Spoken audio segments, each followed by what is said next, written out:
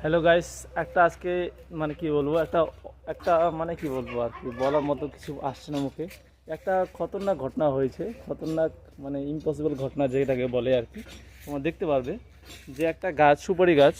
তো সুপারি গাছটা দেখো, সুপারি গাছটা একদম কিন্তু আছে, মানে গাছের পাতা একদম আছে, সুপারি ফলেনি যদিও, কিন্তু সুপারির যে যে পাতা, যে এটা কীভাবে হলো, মানে এখন মাঝখানে কীভাবে ঢুকলো, এটা তোমরা বলতে পারবে?